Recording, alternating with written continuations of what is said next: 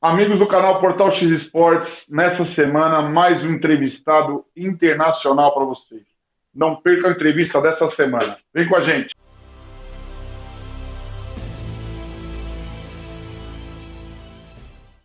Amigos do canal Portal X Esportes, estamos começando mais uma semana de entrevistas com vocês. Hoje, mais um convidado nosso internacional.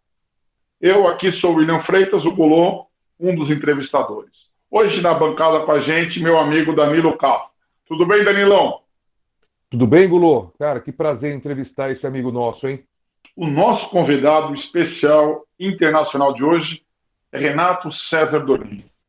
Professor de judô, faixa preta, terceiro dan, graduado e pós-graduado na FIFISA, graduado em Educação Física, pós-graduado em Treinamento Desportivo, pela FIFISA também. Está no Canadá desde 2008. 2008 e 2009 ganhou o prêmio de melhor treinador na região que ele estava. 2010 migrou para Montreal, o ano que ele foi campeão mundial por equipes e individual. Foi professor assistente da disciplina de lutas na Universidade de Sherbrooke por 8 anos. É professor de educação física, substituto no high school e no college. Também, em 2010, virou sócio, professor e proprietário do clube Judô Donini Sherbrooke. E também, na cidade, implantou um projeto de treinamento do governo federal, universidade e escola para os alunos da cidade de Sherbrooke. Nosso convidado de hoje é Renato Donini. Tudo bem, Renatão? Tudo maravilha. Bom dia para vocês, bom dia a todos. É um prazer estar aqui com você, William e Danilo. Um abraço, meus amigos. Legal. Vamos lá, vamos já começar a falar um pouquinho do Renatão aí, né? A gente carinhosamente chama ele de Renatão. O Renato Donini, fala para nós aí como foi sair do Brasil, né? Na época você estava na cidade de Rio Preto, um calor danado, e para uma cidade pequena no Canadá, né? Salvo engano, poucos, 5, 10 mil habitantes, muito frio. Como foi essa adaptação? De mudar de cidade, adaptação à língua e adaptação ao estilo de judô. Fala para nós aí, Renatão. Foi bem interessante porque em 2007, 2008 eu estava treinando porque ia ter um Mundial de Judô aí no Brasil. E aí, como eu estava no interior de São Paulo, com contato com os professores lá do interior, Sensei Sérgio Ferrante e o pessoal de lá, eles falaram que teria aí uma vaga para treinador aqui no Canadá. Eu nem sabia para onde ir, qual estado, qual que era a cidade, nada. Então foi uma surpresa, porque aí eu mandei meu currículo e esperei a chamada, né? E deu certo de estar vindo para cá, para o Canadá. Eu vim a primeira vez em 2007 e eles aqui é o contrário as estações, né? Então em junho, julho, como inverno aí, aqui é verão. Então eu fiz a pré-temporada de treinamento para o pessoal. Eu cheguei no verão na primeira vez. E o pessoal estava treinando, tinha uma equipe de uns 10 atletas, masculino e feminino, treinando para o canadense aqui. Então, como eles gostaram do meu trabalho, eu voltei para o Brasil e eles me mandaram o convite. E para mim foi uma experiência muito rica, né? Porque, igual você falou, para adaptação do frio, aqui tem, no frio, já peguei tempestade de menos 40 graus. Então é bem diferente a realidade, né? E aí, como eles estavam me esperando para assumir a equipe, depois do trabalho que eu fiz e tal, então o pessoal daqui me recebeu muito bem. Quando eu cheguei aqui, eu fui recepcionado porque a gente costuma até dizer que o esporte é uma família, né? E graças a Deus aí, do mesmo jeito que eu tenho com você, com o meu irmão, o Danilo, do basquete, não é do judô, como nós dois, mas do basquete. E é isso que é o legal do esporte. Então, pelo judô, tinha uma família aqui me esperando para começar o trabalho aqui. Eu assumi o clube em 2008, numa cidade do estado de Novo Brunswick. Igual você falou, a cidade tinha 4 mil habitantes, tinha pouquinha gente. E eu fui para desenvolver um clube lá. Tinha futebol, tinha tudo todo esporte para desenvolver o clube, né? Mas o principal lá era a equipe de judô, para desenvolver o judô lá. Tinha um clube enorme lá de judô, numa cidade pequena, mas tinha uma estrutura muito bacana. Renatão, e em 2010 você se mudou para Sherbrooke, né? É uma cidade que é maior, mais Tá? próxima a Montreal, e você passou a trabalhar numa universidade, né? Eu queria saber, em relação à estrutura, à organização, planejamento, quais as diferenças da trabalhar numa universidade aí no Canadá e aqui no Brasil? Boa pergunta, Danilo. É bem interessante. Olha só, em 2010 eu participei de um campeonato aqui, né, como o William falou. Eu lutei o Mundial de veteranos na época, né? E tinha gente da universidade que estava lá no local. E aí eles vieram me convidar, falaram, olha, a gente está precisando de professor lá na universidade, você topa ir para Sherbrooke? Porque eu não morava ainda em Sherbrooke, ainda estava no estado, porque Sherbrooke faz parte do estado do Quebec. Igual no Brasil tem o estado de São Paulo e a cidade de São Paulo, aqui tem o estado de Quebec e a cidade de Quebec. E Sherbrooke, ela faz parte do estado de Quebec, né? E aí estava tendo o Mundial em Montreal, e uma pessoa de Sherbrooke me convidou. Aí, como que é? O que aconteceu? Dentro da universidade, já existia o clube. Então, eles me chamaram para para trabalhar pela universidade e para desenvolver o judô dentro da cidade, dentro da universidade, porque na época eles estavam querendo voltar o judô como universitário, mundial, para ter o Mundial Universitário de Judô. Mas, infelizmente, hoje, desde aquela época, 2010, 2011, a gente não conseguiu mais voltar para o cenário mundial universitário. Mas as universidades aqui, em outros esportes, ela é muito forte. O carro-chefe aqui no Canadá é o hóquei. Mas a universidade que eu estou, por exemplo, ela é muito forte em futebol americano, o próprio voleibol, atletismo, e é muito bacana o projeto porque, até foi citado pelo William, na escola eles têm um projeto muito bacana porque eles incentivam muito os estudantes a ficarem na escola, porque chega numa certa idade aqui a independência é muito forte, é muito, é muito comum as pessoas, os estudantes, né, os adolescentes estudarem, e quando chega na idade de 16, 17 anos, eles já podem trabalhar, tem muito, vamos dizer assim, necessidade de mão de obra. Então, eles estão na época de ir para o high school, eles fazem um curso técnico, mas já tem como um trabalho garantido.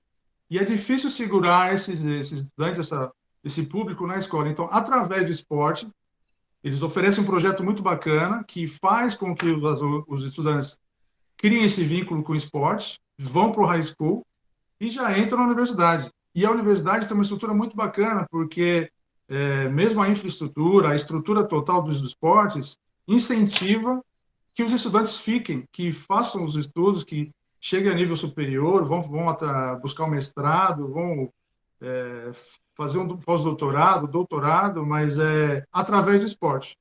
Então, realmente tem um incentivo e a estrutura para quando, na idade de estar no colégio ou no ir para o high school, que eles possam continuar dentro do esporte, e aí entra o papel da universidade.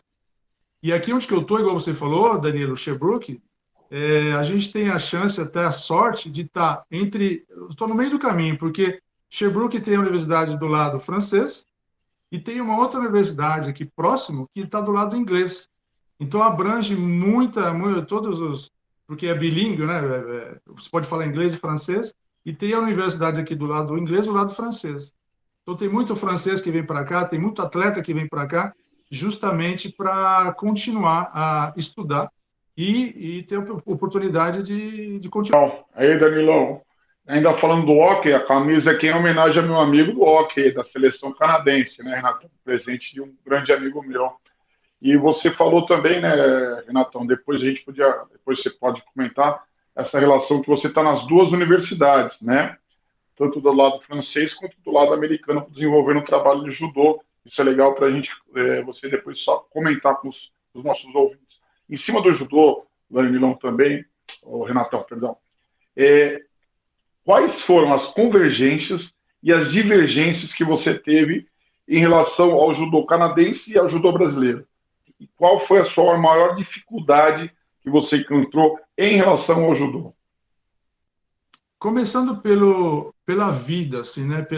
Como funciona aqui. A gente estava falando de estação, de mudança de estação, verão, inverno. Bom, primeira coisa que aqui os treinamentos eles funcionam por sessão. Então, quando o jovem, né? Porque aqui hoje na universidade eu tenho um grupo que treinam crianças com os pais, são os bem novinhos, né? Eu tenho crianças de 4, 5 anos que treinam com os pais. Depois tem um grupo mais velho, adolescente e adulto. Quando o primeiro detalhe para mim, o que aconteceu foi a diferença de os pais virem com as crianças, ou os adolescentes e adultos, eles vêm se inscreverem para fazer uma sessão. Então, na minha cabeça, eu não entendia direito por que você vai para fazer 3 meses de aula, mas você não tem mais a certeza de você continuar ou não. Então, assim, dentro dos nossos estudos, tal, a gente viu que o quanto é importante que a criança tenha essa vivência de poder participar de várias modalidades para ter o desenvolvimento que ela precisa ter, qualidades, capacidades físicas.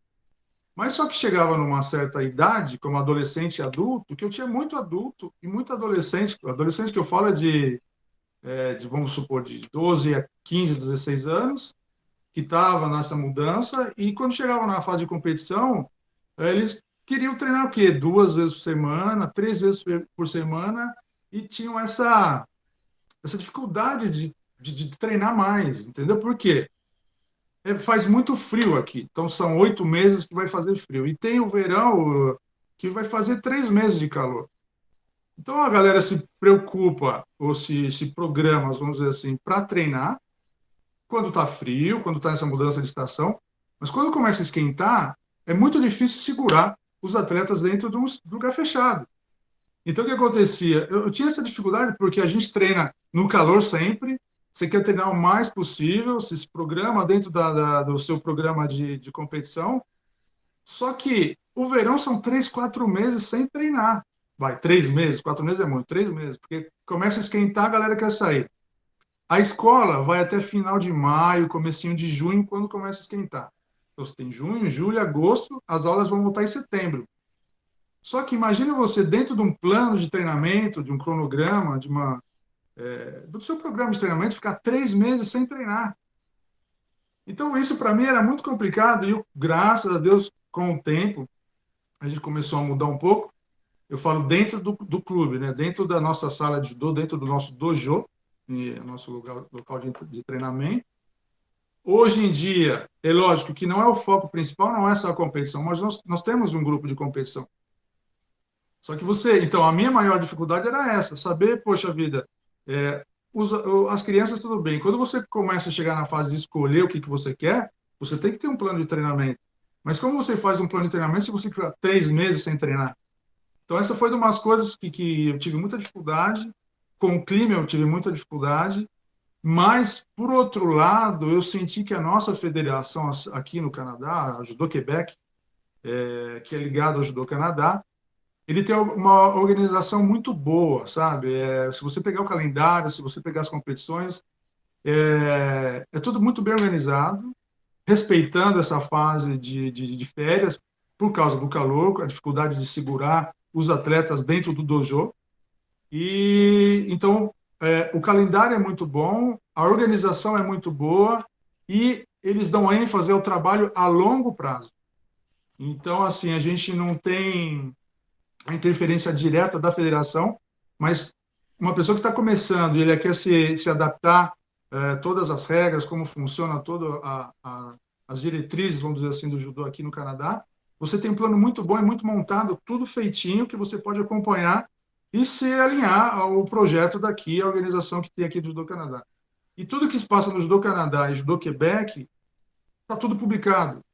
Quais são os técnicos, quais são as vagas, o que você pode aplicar, o que você não pode aplicar. De repente, se você quiser trabalhar dentro de uma equipe de competição de alto nível, de formação. Então, depende muito dos seus objetivos. E isso, para mim, sempre foi muito claro. E eu achei que foi uma das coisas que me chamou a atenção. Então, o ponto positivo é muito a organização e a transparência de como as coisas são apresentadas para todos os clubes. Que legal que você está falando, e é sempre um aprendizado para nós, né? Vai ser muito, muito importante essa sua entrevista. Mas ainda na parte educacional, né? Você atua como professor de educação física na escola, né? E como no college, professor de judô. Eu queria saber, Renatão, como que funciona aí o esporte, a educação, se de repente é parecido com aquele sistema norte-americano, precisa ter as notas, tal, essas coisas, que você explicasse para a gente como funciona aí no Canadá. E além disso, como funciona o apoio do governo e das famílias? Como é o apoio das famílias também, que é sempre muito importante. Que me chamou muita atenção porque, e como o William tinha comentado, tem um programa aqui que chama Projeto Esporte e Estudo, né?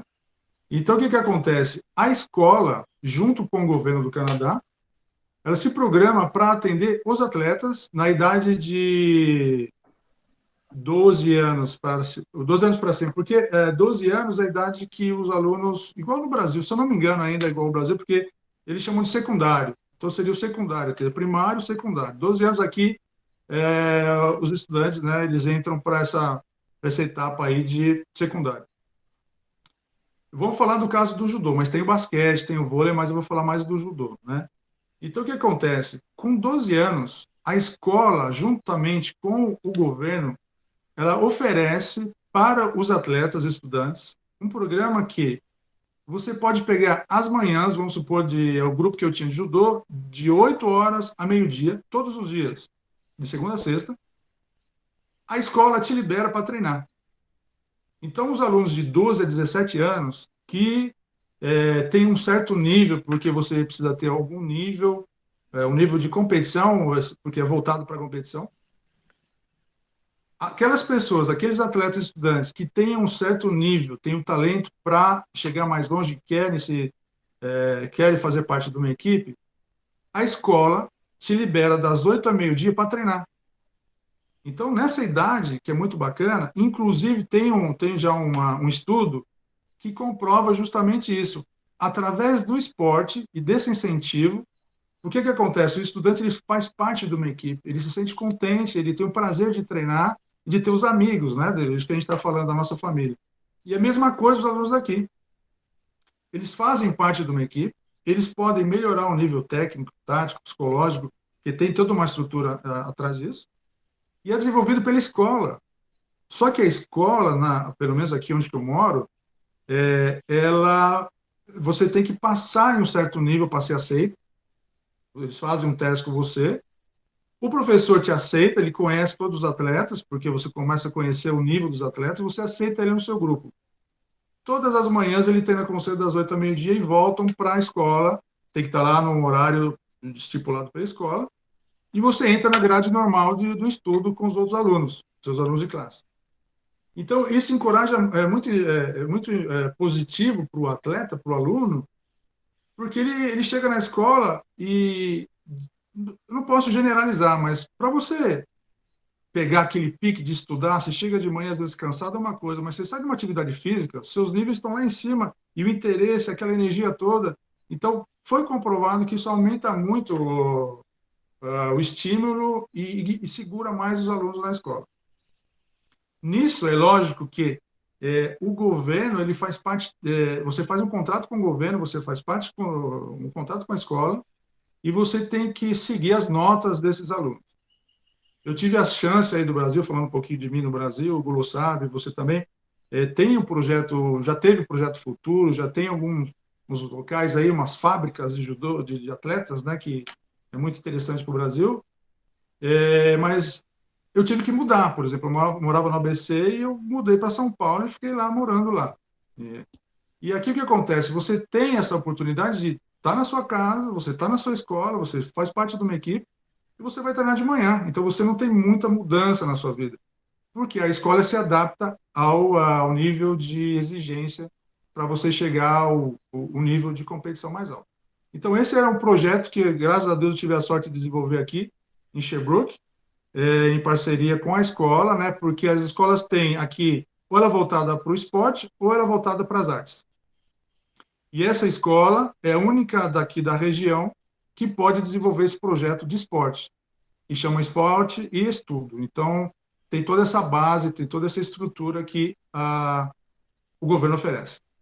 Quando esse atleta, esse estudante, tem as boas notas, consegue treinar e consegue subir, aumentar os níveis dele, né? Porque tem a federação, eles classifica em esporte atletas Esperança, Elite. Então você vai subindo, de acordo com você vai subindo de nível de competição, você pode participar do campeonato canadense, do nacional, e assim que você faz parte da equipe do canadense, eles te chamam para fazer parte, para ficar treinando com a equipe principal. Então, quer dizer, um atleta aí que está na fase de 16, 17 anos, ele já tem a oportunidade de estar viajando, porque ele se classificou para estar fazendo parte da equipe nacional, seguindo os calendários de competições. Então, a escola, a academia, o governo te proporciona te dá essa chance, né, de continuar subindo os níveis para chegar à competição. E assim que você faz parte da equipe de competição, você tem as suas despesas pagas. Então, se você precisar sair do Canadá, viagens internacionais, hospedagem, desde o seu judogi, da sua roupa, do seu uniforme, agasalho, você faz parte dessas 3 divisões do esporte, Esperança, Elite e equipe principal. Você já começa a ter um incentivo que vem direto do governo, direto da federação, justamente para segurar esse atleta o mais tempo possível dentro do esporte. O problema maior, Danilo, é chegar nesse nível nacional. Você tem um certo percurso aí, um certo investimento. Mas a escola que eu te falei aqui, por exemplo, ela tem um nível muito bom. Não é uma escola particular, você não precisa pagar para fazer parte. E é isso, em resumo é isso, né? Na maioria, assim, eu acho que 99,9%, o principal é os pais também estarem interessados nessa visão, porque, como eu disse, você pode ir para o lado mais artístico, escola que você vai para música, dança, artes, escolas voltadas para artes, e a escola voltada para o esporte. Então, desde que a criança é pequena, o pai vai acompanhando o desenvolvimento da criança e vai vendo qual que é o melhor caminho para ela, para a família, né?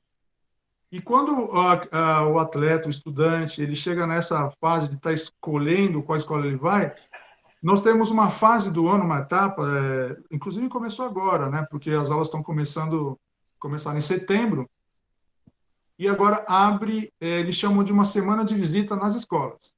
Então, os pais já escolhem quais as escolas que vão para o lado esportivo, quais as escolas que vão para o lado de artes, e começam a fazer as visitas nas escolas. Então, quer dizer, quando o pai sabe que aquela escola é voltada para o esporte, já tem um plano, assim, que ele já conversou com o filho, ele já sabe que tem aquela estrutura que ele vai fazer parte daquela equipe, e o caminho já está meio que traçado, porque o pai, a mãe, a família, ela faz parte dessa escolha, já sabendo qual escola que ele vai participar. Você vê que é fundamental, né? Nós já tivemos outras entrevistas aqui, Renato, que também fala, né, do apoio do governo, né, tem uma política pública de esportes e também o apoio da família, mesmo considerando todas essas situações culturais, como você falou, do inverno, de ter situações do verão, que nós já conversamos, que os alunos, é uma evasão de alunos, mas na linha principal, o governo apoia o esporte e a família apoia o esporte. Então, talvez aí seja um diferencial para vocês que trabalham aí. Em cima disso, Renatão, voltado novamente para o judô, você que está há mais de 10 anos aí no Canadá, está próximo do Centro Olímpico de Treinamento, que é em Montreal, onde treina a seleção canadense, e você já teve várias vezes treinando com os professores lá, inclusive tem o professor Sérgio Pessoa, que foi um dos líderes por muitos anos da seleção canadense. Nós observamos hoje, no judô mundial, a evolução em nível de resultado dos atletas canadenses, tanto no Mundial e Olimpíadas. O que você acredita essa evolução do judô canadense em resultados internacionais? Tudo começou aí com a vinda, faz tempo, inclusive, né, do responsável aí pelos treinos do Nicolas Gill. Com os resultados do Nicolas Gill, que foi o medalhista principal aqui do Canadá, porque ele conseguiu as medalhas, né? Ele teve 2 medalhas nos Jogos Olímpicos, ele teve 3 medalhas em mundiais, e ele treinava com quem foi o principal treinador dele foi um japonês, né? O Sensei Nakamura. Então, assim, começou com a história do Nicolas Gill, porque o judô aqui ele tem muita influência do lado francês, como eu te falei, pelo fato de estar aqui em Quebec, tem muitas coisas que acontecem aqui em Quebec que são um pouco diferentes dos restos do restante do Canadá, porque Quebec ele queria ser até um país. Então tem algumas regras, algumas leis aqui no Quebec que são um pouco diferentes, né? Mas para o desenvolvimento do esporte ligado com o governo, sempre teve muito apoio do governo, né? Então, quando eu cheguei aqui, na realidade, eu lutei em 2010 o Mundial em Montreal, aí eu recebi a proposta, eu comecei a trabalhar na universidade aqui em 2011. Foi aí que eu comecei a entender mais ou menos como funcionava.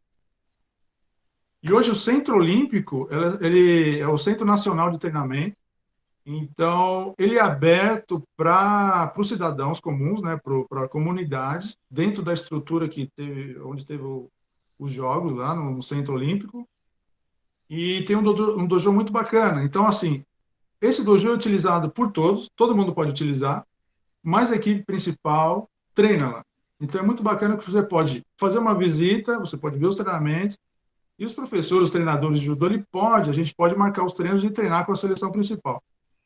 Então, o contato direto com os atletas da seleção principal e esses níveis de equipe A, B, C, júnior, juvenil, sênior, é muito mais, eu acho, né, bem acessível, porque quem mora perto, por exemplo, eu moro 1h30 de Montreal.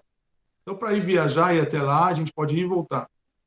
A estrutura do governo tem algumas regras, é lógico, mas tem academias que se tornam centros nacionais de treinamento. Então, quando você começa a fazer alguns resultados, o governo, a federação, ajuda a academia, ajuda os treinadores que fazem resultado a continuar desenvolvendo o judô. Dentro do Centro Olímpico, com essa relação direta com os atletas olímpicos, você pode ir lá, você pode treinar com todos, com o pessoal de lá. E o que eu, assim, pude, pude participar, porque eu ia treinar, eu pude ver o contato com o Sensei Sérgio também, é o intercâmbio e a vontade de desenvolver o esporte, o judô, sempre aberto para outros países e fazendo algumas, podemos até dizer, experiências, né? Como eu falei, Sensei Hiroshi Nakamura, ele veio para cá, um japonês, tem muitos japoneses que ele traz para cá para treinamento, eles fazem muito intercâmbio de estar trazendo gente para cá, mesmo técnicos de outros países, como Sensei Sérgio Pessoa, como você falou. Então, já teve técnicos do Brasil, já tem um técnico aqui francês, tem um técnico alemão, já veio um técnico de Portugal. Então, eles são muito abertos a ter novas experiências de treinamento, aprendendo, porque, assim, é muito interessante você ter o conhecimento, mas estar aberto também para aprender. Então, eu acho que é isso. O pessoal é bem aberto a aprender, a se desenvolver e fazer um trabalho a longo prazo. Então, hoje a gente vê aí que depois do Nicolas Gill, teve o meio médio, o Antoine, ele se machucou, mas ele fez excelentes resultados aí para o Canadá. Dessa última vez a gente conseguiu medalhas aí, porque não só a organização para o desenvolvimento do judô masculino, mas também a organização para o desenvolvimento do judô feminino. Então, assim, a gente pode ver que é bem aberto para quem quer acompanhar o trabalho a longo prazo e o investimento que tem. Essa troca, esse intercâmbio de saber assim, bom, a gente tem uma base de judô francês, do judô japonês, mas nós somos abertos aí a fazer novas experiências e ter sempre uma equipe que vai se renovar. Então, você tem um trabalho que você tem aquela equipe principal, mas você tem todas as equipes, porque o trabalho é feito a longo prazo. desde juvenil, júnior, sênior. Nós temos a equipe aqui no Canadá, a gente tem essas equipes aí, e cada equipe tem um técnico responsável. Então, tem um técnico responsável para a equipe sênior masculino, sênior feminino, júnior masculino, júnior feminino, juvenil, todos com seus técnicos separados, todos com o calendário de treinamento, todos com o calendário de competição, a parte física, psicológica, técnica, tática, para cada fase etária, para cada nível de treinamento, com todo o treinamento aberto para quem quiser se informar e quem quiser estar entrando, fazendo parte dessa equipe de competição, tanto como atleta, tanto como treinador. Eu acho que isso aí é um ponto que é bem positivo dentro do desenvolvimento do judô do Canadá. Renatão, cara, você é um empreendedor e eu até fico emocionado com essa pergunta que eu vou te fazer. A gente se conhece aí desde os 14, 15 anos de idade, né? Esse trio que tá conversando aqui agora. Então, eu digo que você é um empreendedor, nós somos, porque quando a gente opta por fazer o esporte competição, o nosso corpo é a nossa empresa. Mas hoje, aí no Canadá, você possui o seu próprio dojo, né? O Judô Donini. E eu fico assim, extremamente emocionado de falar judô, o Judô Donini, que é o seu sobrenome. Ah, Renato, que conselho você daria para as pessoas que querem ir para o Canadá, querem se estabelecer e trabalhar com esporte? A gente sabe que não é fácil, né, o caminho que você trilhou. Hoje você tem que dominar com certeza o francês e o inglês no mínimo, né? Você falou que está do lado de uma cidade onde vem alunos do lado francês, do lado inglês, então quer dizer, é mais conhecimento adquirido, que você é um case de sucesso, né? E eu muito feliz de ter você por perto, ser seu amigo. Então, queria que você desse um conselho para quem. A gente sabe o número grande de pessoas que estão migrando para o Canadá, né? Mas eu queria que você, com conhecimento de causa, falasse e desse alguns conselhos para quem está com essa ideia na cabeça. Por favor, Renatão. Prazer, Danilo. Boa. Obrigado por suas palavras. Eu que fico emocionado. Obrigado mesmo. Ainda mais vindo de você, né, cara? Muito obrigado. Então, Danilo, o que acontece é o seguinte. Primeira coisa, um ponto muito importante realmente é dominar ou ter uma base de outro idioma que não seja o português. Igual você falou, eu acho que o mais importante hoje em dia é o inglês. Você precisa ter o inglês, você já se vira. Quando eu vim para cá, foi até engraçado, porque no avião me perguntaram para onde eu falei para onde eu ia e me perguntaram, você sabe que fala francês? Eu nem sabia, não sabia que falava francês. Igual o William falou, eu tive a sorte do Sensei Sérgio Pessoa estar na cidade que ele desenvolveu um trabalho muito bacana antes que eu fosse para lá, ele e mais outros brasileiros, então o pessoal já sabia um pouquinho, pouquinha coisa de português, eu comecei a me virar, mas era mais mímica. Então, assim, eu estava no lado francês, mas eu tinha uma noção do inglês, então a gente podia se virar um pouquinho. Então, uma das coisas principais, se eu puder dar um conselho, é se programem e precisa acreditar. Se realmente quer, você pode, coloque isso na cabeça. A gente usa os princípios aí do judô, do esporte, a gente precisa ter uma filosofia dentro da nossa vida, né? Então, quando você quer uma coisa, você sabe que você pode fazer e acreditar e se preparar. Primeiro conselho é a língua, precisa ter a língua. Segunda coisa, Danilo, quando eu vim para cá a primeira vez, eu investi um pouco, porque assim, o clube que o Sensei Sérgio trabalhava, que estava contratando, ele me chamou a primeira vez, mas eu vim como visitante. Você não pode chegar aqui e já ir querer trabalhar como visitante. Seu visto é de visita. Então, o clube me chamou para treinar e para ver o que eu conhecia, o que eu podia ajudar ou não. E aí, o que aconteceu? Eles gostaram do meu trabalho e me mandaram esse convite, uma carta que me faz uma oferta de trabalho. Porque o que acontece hoje em dia? Para você entrar no Canadá com uma proposta de trabalho, precisa de uma empresa ou de alguém que precisa do seu serviço. E aqui no Canadá, ele vai provar que não tem uma pessoa qualificada para desenvolver o trabalho. Então, ele lança a oferta de trabalho no jornal, nas redes, e ele tem que ter uma resposta, ter um currículo dos interessados, e se não tiver um currículo para essa vaga, ele pode chamar alguém de fora. a maioria das empresas não vão fazer esse processo e vão contratar os cidadãos já, os canadenses. Então, oferece para o canadense. No meu caso, Danilo, e até o conselho que eu dou é, se você receber essa proposta de trabalho, o meu empregador, o que ele colocou? Ele procurava um professor de educação física que tivesse já uma pós-graduação, que fosse professor de judô, faixa preta, terceiro grau, e que tivesse noções de outras artes marciais, jiu-jitsu e outras. Aqui não tinha nenhum professor. Então, o que aconteceu? Ele pôde me oferecer, ele fez essa proposta de trabalho. Então, quando eu voltei em 2008, eu comecei a trabalhar e o trabalho começou. Então, para uma pessoa vir para cá, ou ela vai ter que ter essa oferta de trabalho, aqui a empresa vai provar que não tem essa pessoa, ele pode chamar. Se não, você se programa, você precisa de ser um residente, porque esse processo você pode fazer pelo Brasil, você entra tudo com as papeladas, tudo no consulado canadense do Brasil, você se coloca à disposição do processo para você se tornar um cidadão.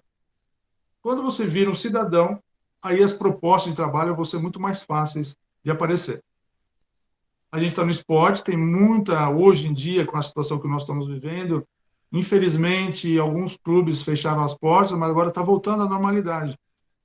E eu entrei no site do Quebec, por uma acaso eu vi, e tem 2, 3, 4 clubes que precisaram de mão de obra, de pessoas para trabalhar, professores de judô. Então, tem dentro do judô algumas ofertas.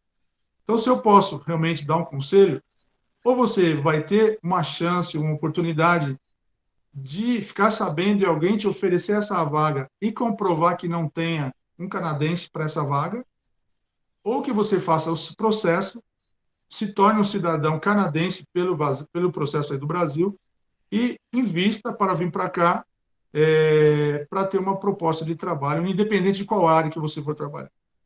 Eu acho que esse é o caminho mais correto, vamos dizer assim. Renatão, eu acho que isso, o nosso tempo voa, né? Nós já estamos na parte final da nossa entrevista. Nós teremos aí assunto para conversar com você, talvez aí horas, né?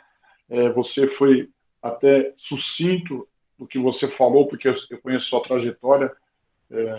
Para quem assiste nosso canal, eu e o professor Renato, nós somos compadres. Ele é padrinho do meu filho. Então, eu sei da sua trajetória. Então, na verdade, quando você fala todo esse percurso, de você ter sido chamado, de você ter investido financeiramente, no ponto de vista de tempo, é importante para quem escuta, né? Porque muitas vezes a pessoa fala, eu quero migrar para o Canadá, não é isso?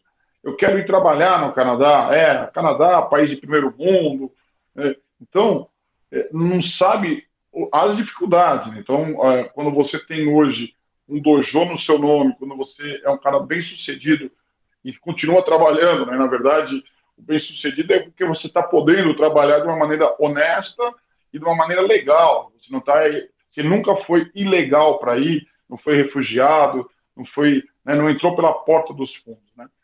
É importante o pessoal entender que esse processo é longo, você está há mais de 10 anos, e também tem as dificuldades, né, Renato? Então, o pessoal vê o sucesso, mas não entende a trajetória.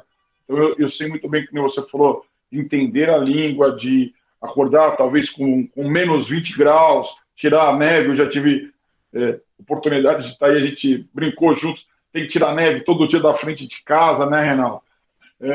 Às vezes, como você fala, sai, pisa na neve, tem dia que tem nevasca. Então, você tem toda uma situação, mas em contrapartida tem um governo que apoia, tem uma estrutura física de uma universidade, você tem uma estrutura de alunos, então você tem todos os prós e os contras. Então, a gente queria finalizar com essa situação para você colocar, e a gente está fechando e agradecer, para falar que realmente tem um caminho a ser trilhado, mas tem todo um percurso, né? A perseverança que você teve, as dificuldades que você passou nessa trajetória. Então, para quem está nos escutando, entender um pouquinho melhor sobre isso, né, Renato? Realmente, no começo, assim, a gente vem para uma... Eu nunca pensei em ficar todo esse tempo, né? Eu vim... uma mudança que eu tive de vida aí, pessoal, uma mudança grande aí na minha vida aí no Brasil, eu resolvi vir com a proposta de ficar um ano, e acabei ficando e a gente é meio teimoso, né? É, teve uma época aí que eu estava realmente propenso a voltar para o Brasil, mas não por mim. Logo no começo, o clube que eu estava, as coisas que foram acontecendo, você sabe, né? Em tudo que é esporte ou fora do esporte, sempre tem alguém que está ali com uma certa, vamos dizer assim, um ciúme. A gente gera um ciúme em muitas pessoas. E tem pessoas que vão te ajudar e tem pessoas que vão estar torcendo contra ou a favor. Teve as situações que desanimaram um pouco, mas é igual você falou, igual o Danilo sabe, a gente tem que ter fé e perseverança, acreditar no nosso trabalho, sair do nosso país, a gente sai de uma situação de conforto, né, na nossa zona de conforto, e tudo que é desafio, ele gera um certo inconforto. Então, assim, teve muitos obstáculos, mas graças a Deus a gente consegue passar por cima. O brasileiro é isso aí, né? Vai passando por cima, tem os amigos aqui e tal, mas o importante é estar sempre pensando de maneira positiva e as coisas vão acontecendo naturalmente. Ô, Renatão, então, eu acho que para nós foi muito bacana, né? Eu acho que o pessoal que for assistir essa entrevista vai gostar muito de entender um pouco como é a situação do Canadá, especificamente do esporte, do judô, né? Eu queria agradecer em nome do canal, em nome do Danilo que vai falar, mas você cedeu tempo, você tem uma vida atribulada igual a nossa aqui, você cedeu um tempo para passar para nós um pouco dessa sua experiência aí. Então, eu fico muito feliz. Como falei, nós temos uma proximidade familiar e pessoal, mas você, do ponto de vista profissional, é um grande exemplo, né? Fica aí o pessoal assistir, depois a gente vai deixar os seus contatos, tá, Renatão? Os links, quem quiser fazer um contato, quem assistir, quiser entender, né?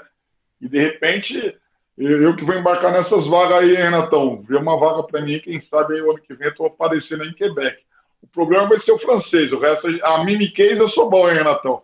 Mas o resto a gente vai improvisando. Obrigado, Renatão, de coração, por ter participado do nosso canal aqui. William, cara, eu que agradeço, irmão. Você sabe, você e o Danilo, vocês, poxa, moram no meu coração.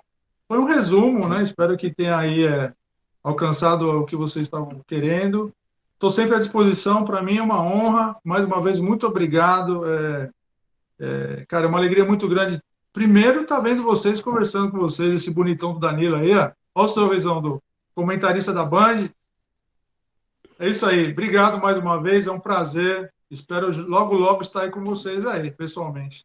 É isso aí, Renatão. Poxa, cara, obrigado. Para quem não sabe, esse trio aqui é mais um, né, da Fefisa, então, o trio Fefisa.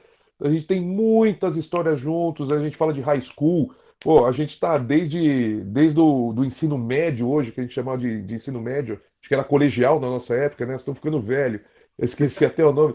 Então a gente é desde colegial, de jogos escolares que a gente disputava contra a escola, um do outro. Depois fomos para a faculdade e fizemos faculdade junto. Então, a gente fez isso. Eu fico realmente muito feliz, Renatão. Você tem um contato maior com o Gulô, mas você sabe que o carinho e a amizade nossa é desde aquela lá dos 14, 15 anos, depois um pouco mais presente ali na época de faculdade, que a gente se via todo dia mesmo. E assim, o seu sucesso é o meu sucesso, tenho certeza que é o sucesso do Gulô. Muito feliz, espero um dia poder visitar e ver como você está aí, as estruturas. Para mim, o lado ruim é essa neve batendo na cintura, né? que para mim já fica um pouco mais difícil, odeio frio. Mas e também gostei de saber que é um pouco diferente, né? Eu não sabia realmente, é um pouco diferente do sistema norte-americano, inclusive, gostei bastante. Depois eu vou te ligar até para aprofundar mais. E, Gulô, já queria chamar o Renatão aqui, porque a gente pode fazer também um bem mais descontraído só dos causos, né? Os causos nossos ali dos 16 aos 25 anos, porque esse trio tem história, viu, gente? É muito bacana tá reunido com esses dois aqui. A memória começa a trabalhar e a gente só vê que a gente só tem história boa realmente, a gente não tem um atrito sequer, são amigos do coração, amigos para a vida. Obrigado, viu, Renato? Eu que agradeço. Pessoal, com isso, nós finalizamos mais uma entrevista. Espero que vocês tenham gostado de mais esse entrevistado internacional. Dê aquela moral. Quem não se inscreveu no nosso canal, faça. E até a próxima semana. Valeu!